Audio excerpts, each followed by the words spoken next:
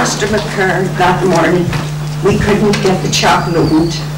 He opened the doors of the chapel for us to get into. Later on, we came home. I left facing the chapel. I was watching out for the priest coming. There was mourners had gathered at the chapel inside the grounds. Mr. McCurr came up and he was walking up the street along the lane to the chapel. There was a shop went out and I saw him turning and staring up towards Curry's timber yard. There was another shot went and all I saw was Mr. McCurr going flat down on his face. I had my coat on for I was going to see my mother lived on her own, another part of the town, so I was going down to see her. I went out, my boys were at the door. I saw Mr. McCurr lying there. I had to get over to see him. The boys pulled the coat, didn't want me to go, pulled the coat. The soldiers were all down at the bottom of Balmurphy Road. But I ran over to Mr. McCurr and he was lying. He had just a small spot in the centre of his forehead and the side of his head was blown out. I tried to hold a cloth onto his head to keep the blood from going. People were afraid to come out, the soldiers were all about, but anyway, two neighbours, two men, unfortunately both are dead now, so they came and helped me, and a few people came out on the street then, and I asked a girl to go into my house. I had nappy roll in the house and to bring it over to me, and a sheet.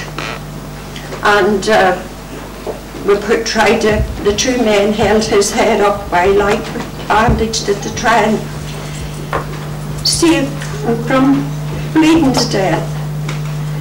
Father Harper came and Father Harper anointed him.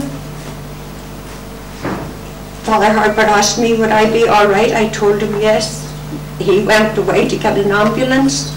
Then Father Noel Fitzpatrick came up and I was praying all this time, saying prayers into his ear anyway, but no, Father Fitzpatrick went then to see about the mourners in the chapel. The ambulance came, the two men were with us, and I heard a whole lot of shouting. The soldiers are coming, they're coming over Carrigan Wall.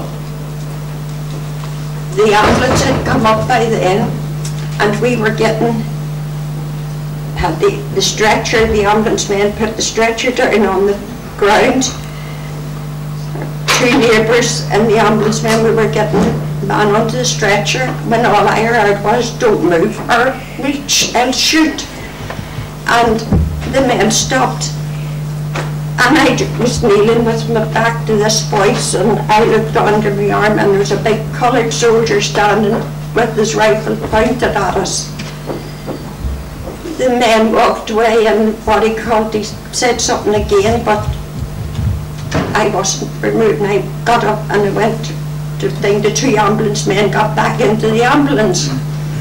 And I went and stood at my back to the railings facing the soldier. And I told him to go ahead and shoot. He'd shot a priest, you know, he was a good man. So I wouldn't move, and all I felt was a hand on my shoulder, and calm yourself, Mom. And it seemed to be what I took to be an officer, a soldier. And he said to me, calm, how can I calm myself when that man's lifeblood's running out? He says, go home, I'm not moving. I told him, I says, I'm not moving until that man is put in that ambulance. And he says, we'll see. I says, no, we're going to die. So he went over and he spoke to the soldier. The soldier was still pointing the rifle, but he went over and said something. The soldier put the rifle down, and then he walked down and he just called it the ambulance men. And whenever I saw them coming and saw the man getting on the stretcher, I went home. So, but he was an innocent man, and he opened the chapel that morning for us. He opened the doors, and he, coming out of chapel, he was murdered. I'm sorry for his family, but I want them to know that everything possible was done for him. Thanks, Maureen. Thank you. Thanks, Maureen.